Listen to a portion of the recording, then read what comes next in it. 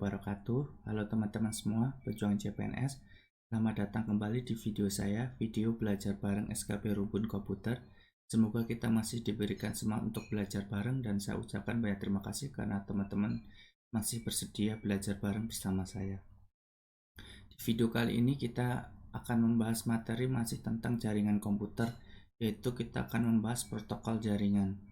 Kita langsung aja ke pengertian protokol jaringan, yaitu protokol jaringan adalah aturan yang ada dalam sebuah jaringan komputer yang harus ditaati oleh pihak pengirim dan penerima agar dapat saling berkomunikasi dan bertukar informasi meskipun memiliki sistem yang berbeda. Oke, gambarannya seperti ini teman-teman. Dari antara pengirim dan penerima itu harus ada media yang mengantarkan datanya, dan di dalam media tersebut harus ada aturan agar supaya data yang kita kirimkan dapat diterima dengan baik oleh penerimanya. Ya, aturan tersebut itulah yang dinamakan protokol. Jadi, set peraturan untuk berkomunikasi agar data yang kita kirim dapat diterima dengan penerima dengan baik itu adalah yang dinamakan protokol, teman-teman. Kemudian, protokol jaringan itu memiliki fungsi yaitu pertama encapsulation. Encapsulation sendiri yaitu proses pengiriman data yang dilengkapi dengan alamat, kode-kode koreksi, dan lain-lain. Kemudian fungsi selanjutnya yaitu connection control, yaitu berfungsi membangun hubungan komunikasi dari transmitter ke receiver untuk mengirim data dan mengakhiri hubungan. Kemudian ada flow control. Flow control sendiri berfungsi untuk mengatur perjalanan data dari transmitter ke receiver yang dilakukan dengan cara satu persatu. Kemudian ada lagi yaitu yang namanya error control. Error control sendiri berfungsi untuk mengawasi terjadinya kesalahan saat proses pengiriman data. Paket akan langsung dibuang jika terjadi kesalahan. Kemudian ada fragmentasi dan reassembly. Fragmentasi yaitu pihak pengirim membagikan informasi yang dikirim menjadi beberapa paket dan pihak penerima mengembalikan kembali berbagai data menjadi satu paket lengkap. Jadi di sini fragmentasi itu artinya adalah membagi-bagi data tersebut menjadi paket. Kemudian reassemble sendiri adalah penerima akan mengembalikan kembali data-data tersebut menjadi satu paket utuh. Kemudian ada transmission service, yaitu berfungsi memberi pelayanan komunikasi data seputar prioritas dan keamanan data. Oke teman-teman, di dalam protokol jaringan itu ada beberapa jenis protokol. Di sini kita akan membahas beberapa protokol yang sering digunakan dalam sebuah jaringan komputer. Salah satunya yaitu protokol Ethernet, yaitu protokol yang sering digunakan sampai saat ini, dan metode akses yang dipakai oleh Ethernet disebut dengan CSMA-CD atau Carrier Sensitive Multiple Access Collision Detection. Kemudian ada TCP/IP yaitu Transmission Control Protocol Internet Protocol, yaitu standar dari komunikasi data yang dipakai oleh komunitas internet dalam proses tukar-menukar data atau informasi dari satu komputer ke komputer lainnya di dalam sebuah jaringan komputer atau internet. Kemudian ada UDP yaitu User Data Graph Protocol, yaitu salah satu protokol lapisan transport TCP/IP yang dapat mendukung komunikasi yang tidak andal atau unreliable tanpa adanya koneksi atau connectionless antara host di dalam suatu jaringan yang menggunakan TCP/IP. Terus ada lagi yang nama RTP yaitu Real Time Protocol, yaitu dirancang untuk menyediakan fungsi-fungsi transport jaringan ujung ke ujung untuk aplikasi yang mengirimkan data secara real time, seperti misalnya data audio dan video, melalui layanan jaringan multicast atau layanan unicast. Kemudian ada FTP yaitu File Transfer Protocol. Protokol jenis ini sering digunakan untuk melakukan upload atau mendownload file.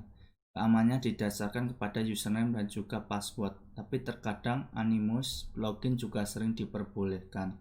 Oke teman-teman, selanjutnya yaitu ada protokol HTTP atau Hypertext Transfer Protocol. Protokol ini sering dipakai untuk transfer ke halaman web.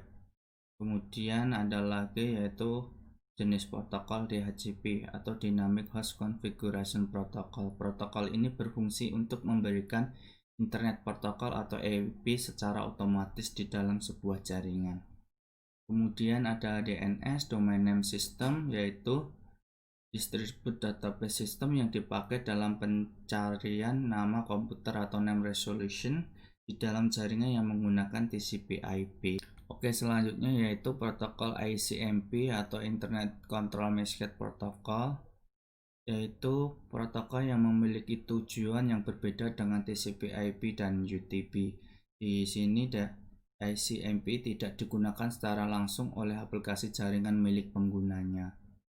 Kemudian selanjutnya yaitu ada protokol IMAP, yaitu Message Access Protocol, yaitu protokol standar untuk mengakses atau mengambil email yang berasal dari server.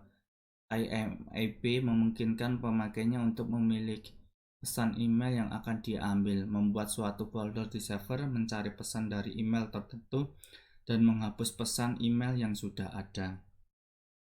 Kemudian ada HTTPS, yaitu Hypertext Transfer Protocol Secure, versi aman dari HTTP teman-teman. Jadi Hypertext Transfer Protocol Secure ini adalah protokol komunikasi yang berasal dari World Wide Web. Kemudian protokol selanjutnya yaitu SSH atau Secure Shell, yaitu protokol jaringan memungkinkan pertukaran data secara aman antara dua komputer. Protokol ini dapat digunakan untuk mengendalikan komputer dari jarak jauh, mengirim file, membuat tunnel yang terenkripsi dan sebagainya.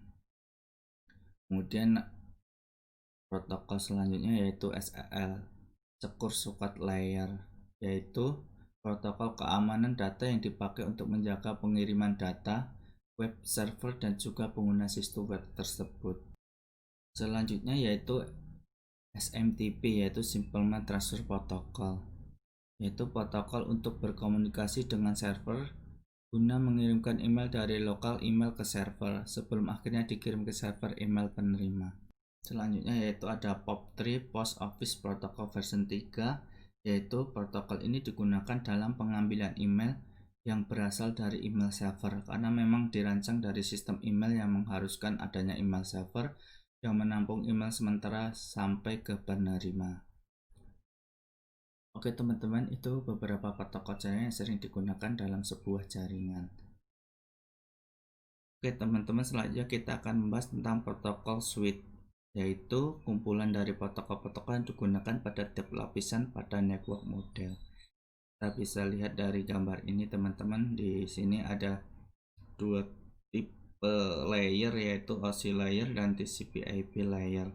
Di sini kita bisa lihat di OSI layer pada layer pertama, layer kedua, dan layer ketiga, dan sedangkan di TCP/IP pada layer pertama, protokol switch-nya contohnya yaitu HTTP, FTP, Telnet, SMTP, DNS. Kemudian di layer keempat pada OSI layer dan di layer 2 pada TCP/IP layer, yaitu protokol switch-nya contohnya TCP atau UDP. Kemudian di layer ke 5 pada OSI layer dan layer ketiga pada network pada TCP layer, contohnya yaitu IP. Kemudian di layer ke-6 dan ke-7 pada layer OSI layer dan layer ke-4 pada TCP/IP layer. Di sini contoh protokol switch-nya yaitu Ethernet, Account Ring, atau Other Link Layer Protocol. Oke teman-teman, untuk selanjutnya kita akan bahas tentang port number. Port number sendiri yaitu mekanisme yang mengizinkan sebuah komputer untuk mendukung beberapa sesi koneksi dengan komputer lainnya dan program di dalam sebuah jaringan. Port dapat dikenali dengan angka 16 bit atau 2 byte yang disebut dengan port number dan diklarifikasikan dengan jenis protokol transport apa yang digunakan ke dalam port TCP atau port UDP. Karena memiliki angka 16 bit, maka total maksimum jumlah port untuk setiap protokol transport yang digunakan adalah 65.536 buah. Di sini kita kasih contoh beberapa port number yang sering digunakan dalam sebuah jaringan, bisa kita lihat di dalam gambar ini teman-teman. Di sini ada 20 atau 21 itu biasa digunakan oleh file transfer protocol. Kemudian 22 itu adalah port number dari SSH, 23 itu port number dari Telnet, 25 itu port number dari SMTP, kemudian ada 53 yaitu port number dari domain name server atau DNS, kemudian ada 67, 68 itu biasa digunakan oleh DHCP, 69 digunakan FTP, kemudian 80 digunakan untuk Hypertext Transfer Protocol atau HTTP, kemudian ada 110 itu digunakan untuk Post Office Protocol POP atau POP3, kemudian ada 119 itu port number dari NNTP, 123 itu port number dari NTP, ada 135 sampai 139 itu NetBIOS, 143 itu adalah IMP4, kemudian 161, 162 itu biasa digunakan untuk port number SNMP, kemudian ada 179 itu ada BGP, kemudian 389 itu Lightweight Director Access Protocol, ada 443 itu HTTPS, dan masih banyak lagi port number yang ada di dalam sebuah jaringan. Oke teman-teman, sekian dulu pembahasan video kali ini, video tentang materi protokol jaringan, dan saya ucapkan banyak terima kasih pada teman-teman karena sudah belajar bareng bersama saya, dan semoga video ini bisa diterima, bisa dipahami, dan bisa dimengerti oleh kita semua. Dan saya berharap video ini juga bermanfaat untuk kita semua sebagai bahan persiapan kita untuk menghadapi ujian SKB yang akan datang. Dan saya mohon pada teman-teman kritik dan saran mengenai video saya ini dan untuk video-video saya selanjutnya. Dan buat teman-teman juga jangan lupa kerjakan contoh soal yang bisa diakses melalui link yang sudah saya sertakan di deskripsi. Semoga melalui contoh-contoh soal tersebut kita bisa lebih paham mengenai materi yang kita bahas kali ini. Dan jangan lupa teman-teman buat like video ini ya teman-teman, dan bagikan kepada teman-teman yang lain. Siapa tahu teman-teman yang lain ingin belajar bareng bersama kita. Dan jangan lupa untuk subscribe video ini dan nyalakan loncengnya untuk notifikasi video-video saya selanjutnya. Terus jangan lupa follow Instagram saya di @yang_widhi_sableng. Dan tetap semangat, tetap fokus, tetap yakin, dan tetap positive thinking. Persiapkan diri kita sebaik mungkin untuk menghadapi SKB yang akan datang. Walaupun dalam kondisi seperti saat ini, tapi kita tetap harus fokus dan yakin untuk mempersiapkan diri sebaik mungkin.